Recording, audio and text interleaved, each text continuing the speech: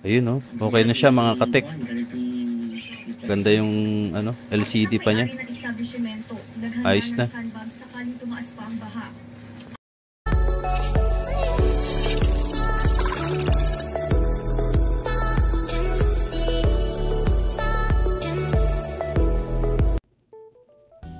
Good day mga katek, meron tayong gagawin yung Skyward 40 inches. Ayun yung model niya, 40 E2D. So basic lang to. Hindi siya smart or Android. 40 inches siya. Problema niya, walang tawag dito, indicator light, wala siyang power. Total wala siyang power. So ito mga katek ay chinek ko na kanina. So ngayon buksan natin ulit. Pakita ko sa inyo.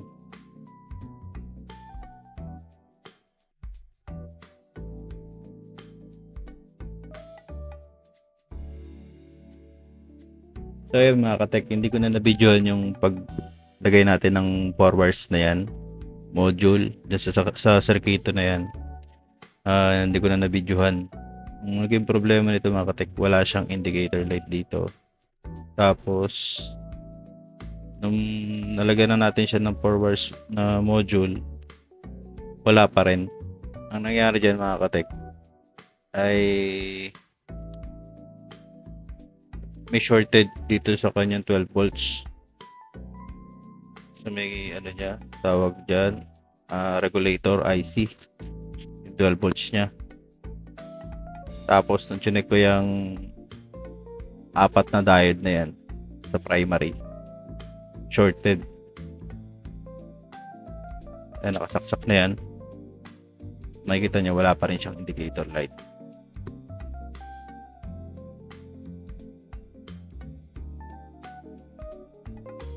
Tester muna natin. Ayan. Pakita ko sa inyo yung fuse niya, buo pa siya.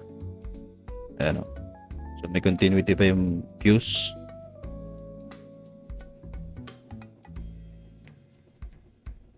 Tapos chinek natin yung ano dyan, mga katek, yung 4 na diode na yan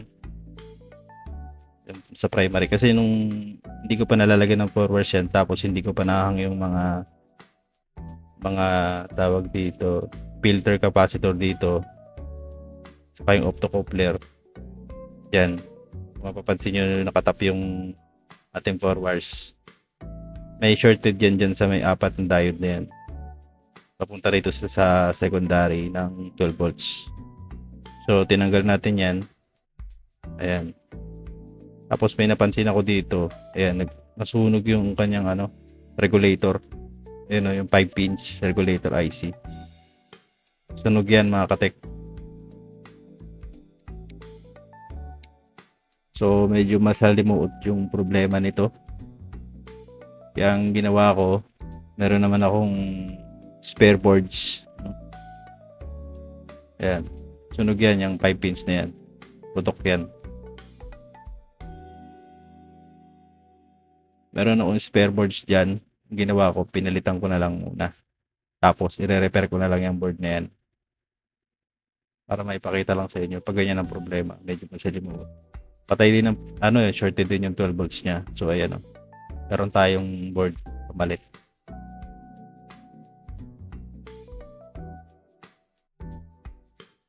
So, ayan. Ito yung board niya. Ipapalit natin. Swap natin dun sa luma.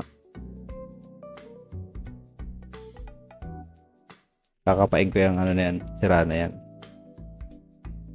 Pero ngayon kailangan natin mapagana yung ano. Gusto ko kasi makita yung panel kung buo. Salpak natin to. So yan mga katek, na salpak ko na. Lagay na natin lahat, pati yung kanyang flex backlight. Testing natin. Plug natin.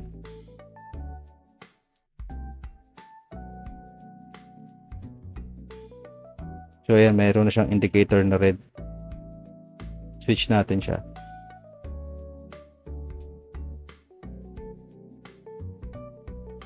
Ayun, nag-green na siya mga katek. So may low na rin yung backlight. So silipin natin yung panel. Sana okay pa. Ayun, may problema. Meron pa pala tayong isang problema. So ano siya, no? Parang flicker siya. Tapos nag-glitch yung glitch yung no signal niya. Ayan, no? Pero nag-okay siya. Ayan. So ganito lang gagawin niyo dyan mga katek.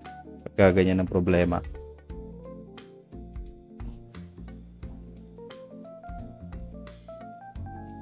So ganito, tanggalin niyo yung na yan, flex niyang kabilaan sa panel saka dun sa board. So tingnan natin kung may mga umido, yung corrosion. Ayan. So nung chinik ko yan, ayan, ang daming alikabok. Tapos pagdating sa dulo, makikita nyo, ayan. So yan, sa part na yan, meron siyang umido. Ayan, kulay itim na namuo dyan. Tapos tanggalin natin tong flex na to. Ayan, yung dalawang flex. Inulux pala yung ginamit na panel. So ayan, yung flex na dalawa tinanggal natin. Ayan, kabilaan yan, tanggalin natin yan. Gagawin nyo dyan mga katek, ano kayo ng pambura. So ayan, pinong liha. Kuskusin nyo lang yan. Ayan. Tsagain nyo lang yan dahan-dahan. Ayan yung isa, nalinisan natin. Malinis na parehas. Sulpak natin. Testing natin. Tanggal na rin natin yung umido dyan. So testing na natin. Ito pinutulang ko to kasi parang masyado ng pudpud. So pinutol ko siya. Testing natin. Ayan, nakasalpak na yan. Ayan, double check lang natin. Ayun, may power na. May indicator na siya. Standby. On natin.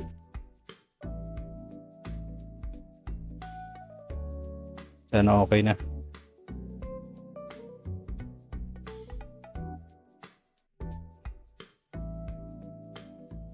Ayan mga katek. Medyo nag-flicker pa rin pero bumubuo na siya, di ba? Problema pa rin. So off natin. So ang ginawa ko dyan mga katek,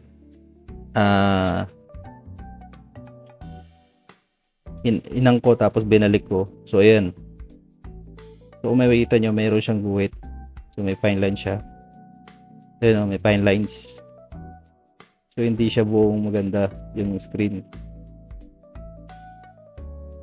So ganito lang gagawin natin dyan mga katek. Yan, pinutol ko. Tapos pinano-mano ko yan. Ano? Sagaan lang. Putol, tapos mano-mano. Testing natin. Ito natin ulit siya. Ayun, ang ganda na. Pinong-pino na siya. Wala na siyang fine lines. Wala na siyang guhit. So ayan.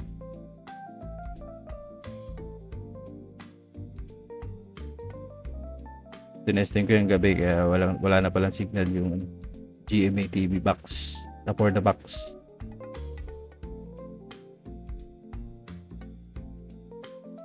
Testing natin kung magkakaroon siya ng video na maganda.